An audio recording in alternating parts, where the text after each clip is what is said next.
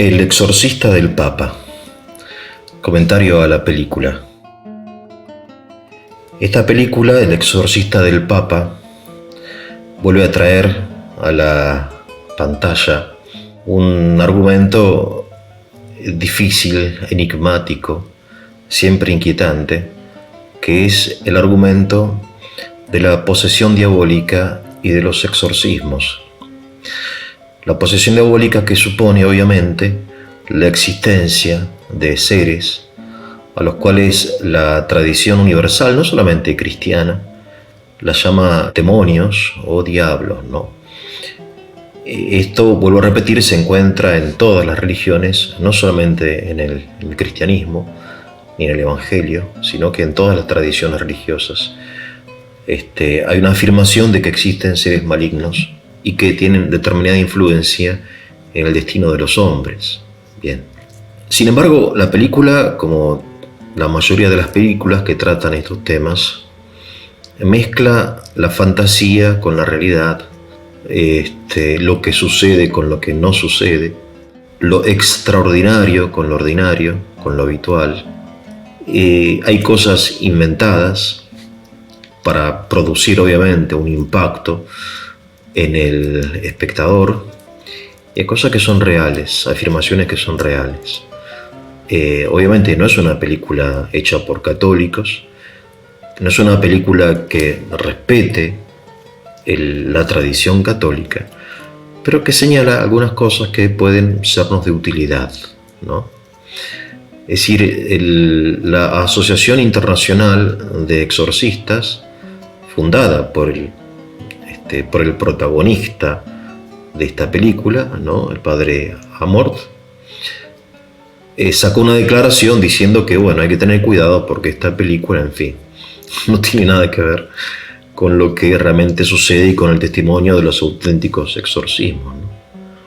Esta asociación fue fundada por este padre, por este sacerdote, ¿no?, para agrupar a hombres, sacerdotes, que tienen esta experiencia, a los cuales se le ha encomendado la tarea de realizar exorcismos, ¿no? En concreto, este sacerdote tenía la tarea dentro de la diócesis de Roma, por eso desde el Papa, ¿no? El Papa es el obispo de Roma.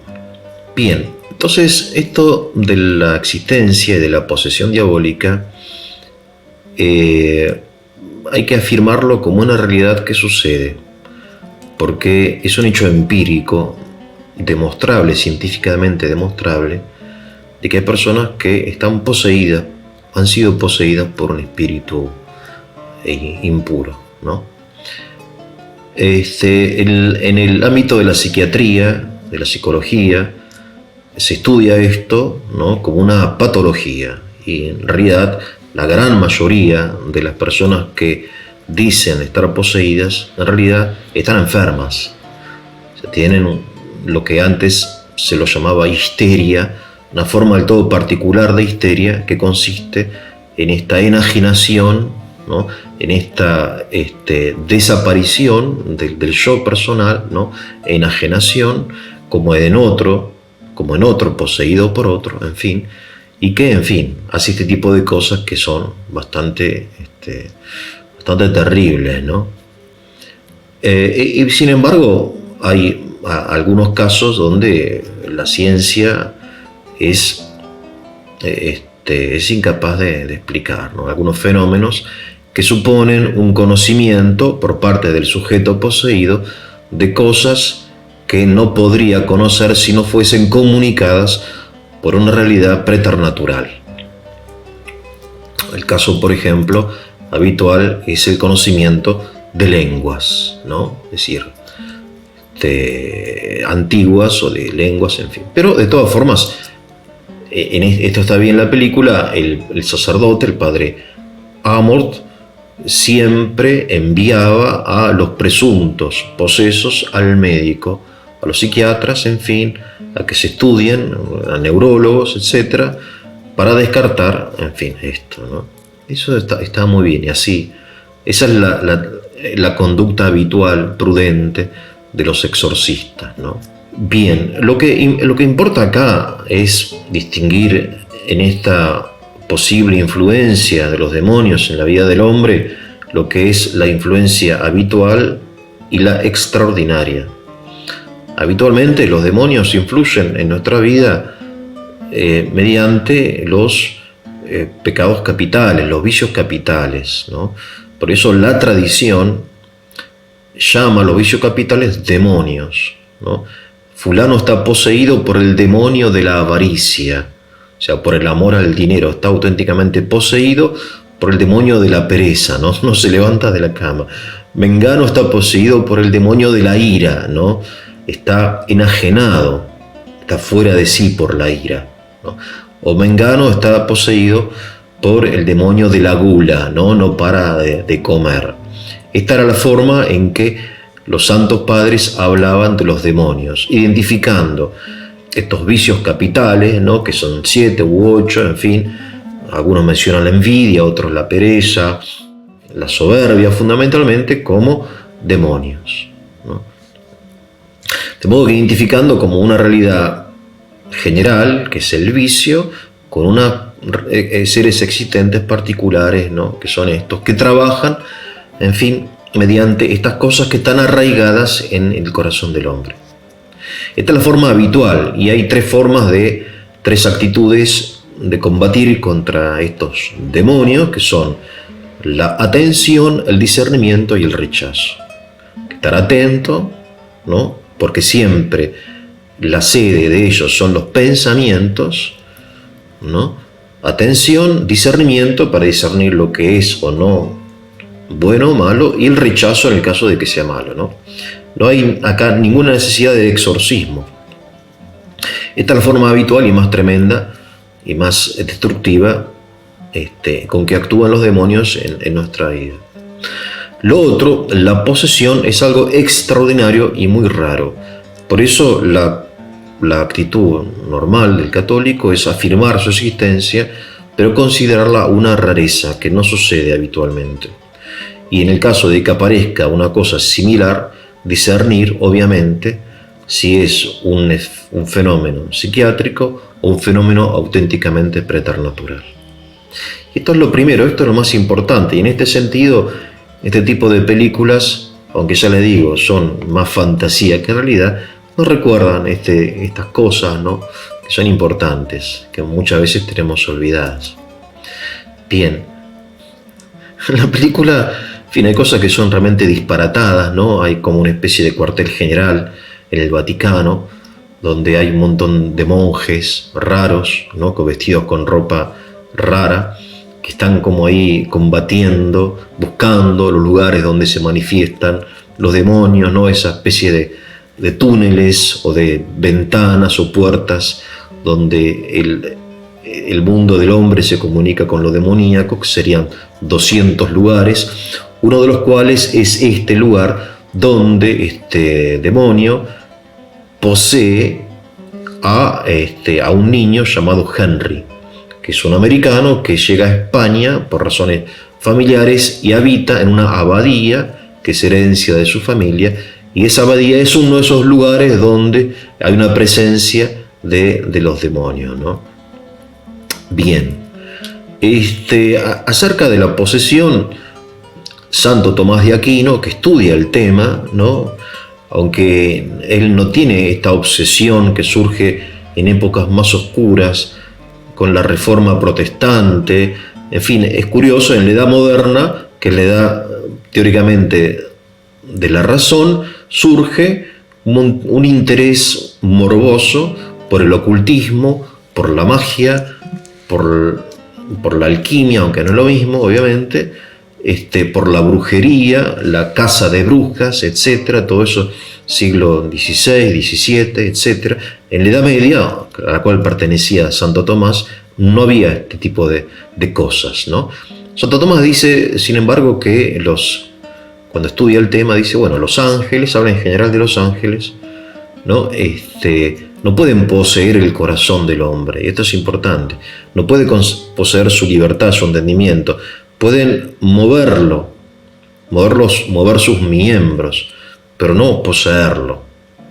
Porque una auténtica posesión es cuando el hombre se entrega, como en el caso ya de literatura medieval, pero resucitada en la Edad Moderna por Goethe, ¿no? El caso de Fausto, ¿no? El doctor Fausto, que hace un pacto con el demonio, le entrega su alma, ¿no?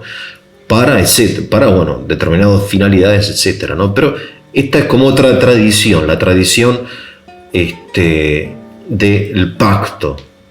En caso de la posesión no hay ningún pacto, sino que hay una violencia por parte de estos seres sobrenaturales sobre la persona, que es una víctima. Por eso no hay pecado en el poseído, en el poseso. Hay sufrimiento, no hay pecado.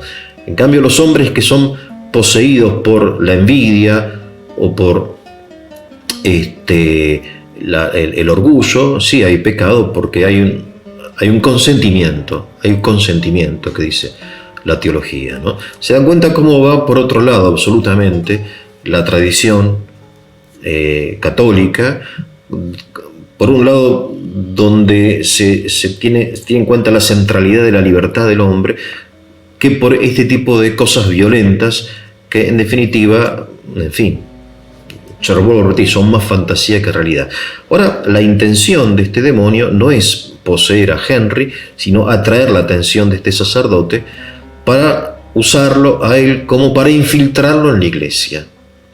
De modo que lo que quiere es que este viaje de Roma a España y acepte voluntariamente ser poseído, para que él después vuelva al Vaticano o se infiltre e intente destruir al Vaticano desde adentro. No dice cómo, ¿no? Ni se entiende cómo tampoco. En fin, es un disparate, ¿no? Todo. Pero bueno, estamos habituados a los disparates, por eso quizá en todo este disparate haya alguna luz que valga la pena, ¿no? Una de esas luces, es interesante, es esta idea de infiltrar a la iglesia, ¿no? En que dentro de la iglesia haya personas que sirvan al demonio, que sirvan al mal, ¿no? El mal. En este sentido, vale la pena recordar una carta del Papa Pablo VI del año 1972, que después fue publicada, pero que tampoco él lo mantuvo oculto, donde él afirma, dice: el humo de Satanás entró en el templo de Dios, es decir, en la iglesia. Bajo la excusa de hacer una crítica razonable de la teología católica o de la tradición católica, terminó destruyéndola, poniendo en duda todo. Todo se ponía en duda en aquella época, todo, ¿no? Es decir, aún la misma existencia de Dios, ni hablar de Jesucristo, ni hablar de la Biblia, ni hablar de la moral, ni hablar de la liturgia, nada, ¿no? El humo de Satán entró en la iglesia mediante un espíritu crítico, excesivamente crítico, cientificista, racionalista, que tiene su origen en el modernismo, del cual habla el Papa Pío X en una encíclica famosa llamada Pascendi, ¿no? En este caso, en el caso de la película, lo que sucede es que en este monasterio el demonio poseyó a un inquisidor, el fundador de la Inquisición. Y la Inquisición es un instrumento del demonio que se infiltró en la iglesia. Es interesante esto, ¿no? Esta dialéctica que la encontramos, esta sí, en la tradición, no en esta forma, ni esta interpretación de la Inquisición, pero sí en el pueblo de Dios siempre conviven el bien y el mal, el trigo y la cizaña, lo dice Jesús en el Evangelio. Lo vemos en la iglesia del Antiguo Testamento, como entre los sacerdotes tenemos a un Nicodemo que recibe, al menos con el corazón abierto y transparente, a Jesús, y la mayoría lo rechaza. Tenemos esta convivencia del bien y del mal dentro de la iglesia, en la iglesia apostólica. Lo encontramos en San Pablo, en San Juan, que algunos están con nosotros pero que no son de nosotros, etcétera, ¿no? Que en la iglesia ha sido infiltrada, y lo encontramos en toda la historia de la iglesia, de los 21 siglos. Lo encontramos en la afirmación de Pablo VI, lo encontramos hoy también, ¿no? En la forma, por ejemplo, de abusos sexuales por parte del clero, que no es otra cosa desde el punto de vista teológico que una infiltración en la iglesia, ¿no? En fin, de todas formas, todo pecado que nosotros cometamos, lo cometemos en la iglesia y contra la iglesia, ¿no? Es destructivo. En fin, el exorcista del Vaticano es una película más bien de fantasía que deja muy poco tiene muy poco de auténtico, pero que podemos usar también de repente para remover estas ideas que bien consideradas están siempre presentes en nuestra vida. Que tengan muy, pero muy buen día.